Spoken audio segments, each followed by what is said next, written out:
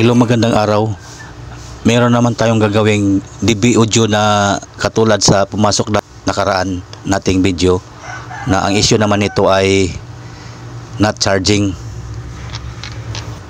Una nating gawin ay check muna natin yung AC cord kung may continuity ba yung line 1 at saka yung line 2. Check natin yung line 1 at tingnan nyo yung tester natin.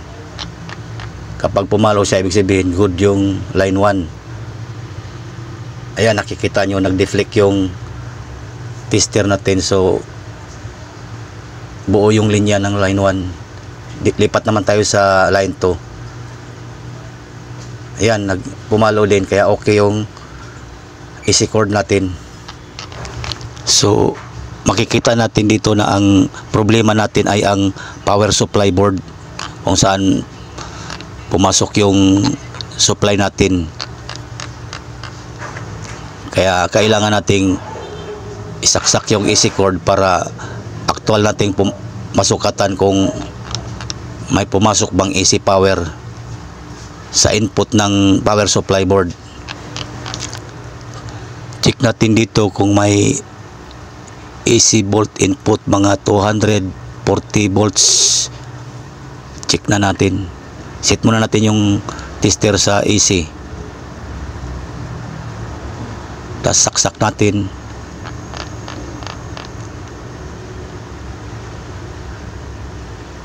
Ayan, makikita po natin na merong 242 volts. Ngayon, check naman natin kung may out yung power supply natin na mga 12 to 15 volts. Set muna natin yung digital tester sa DC. Check na natin. Yan, makikita po natin na wala siyang supply. So yan ang problema natin at kailangan nating baklasin yan at suyurin natin para repair natin yung power supply board. Kailangan nating baklasin muna yung power supply board para hindi sagabal sa pag tester natin sa mga sirang parts. Bakit hindi gumagana itong power supply?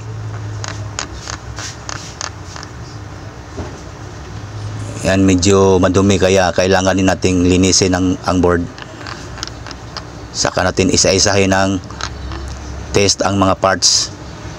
Kadalasan ang sira nito, lalo na kapag walang power, fuse, tsaka may mga nadamay pang ibang mga parts. Check natin dito yung mga kapasitor kung may mga tumubo ba, tsaka dito sa likuran. Saka ko na ipakita sa inyo ang mga sirang pyesa. Hindi ko na isasama sa video. Pagka naayos ko na at napalitan yung mga na-trace kong sirang pyesa, titester natin, baklasin muna natin. Guys, tapos ko nang ma-check yung power supply board at may mga nakita akong sirang parts.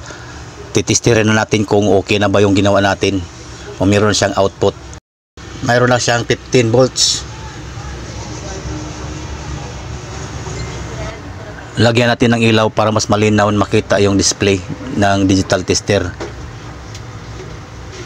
Ayan o, may 15.37 volts na siya. So testing na lang natin tong board, ikabit natin doon, ibalik natin doon sa pinakakahon.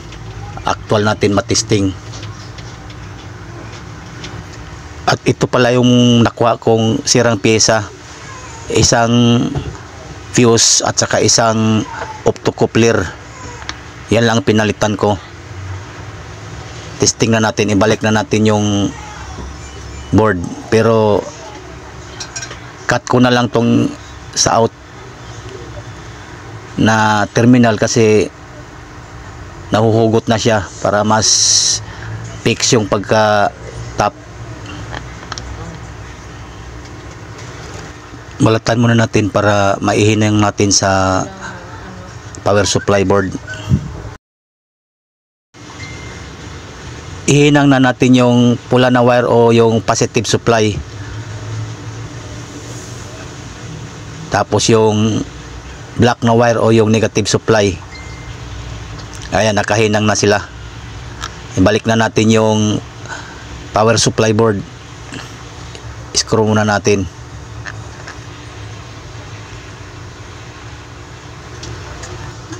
Ibalik natin yung primary socket at pagkatapos testing na natin ito. Actual na natin i-test kung magcha-charge na ba siya, at kung mag-charge na, okay na to. By the way guys, pag nag-charge siya, mayroong iilaw na kulay pula or kulay green kapag fully charged siya. Testing na natin. On natin.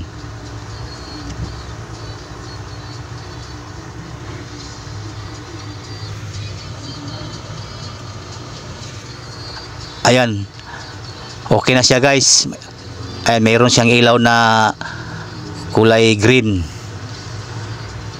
Ibig sabihin, nagawa na natin yung problema ng amplifier na to na Bluetooth luggage type na amplifier na DB Audio. Salamat sa panonood.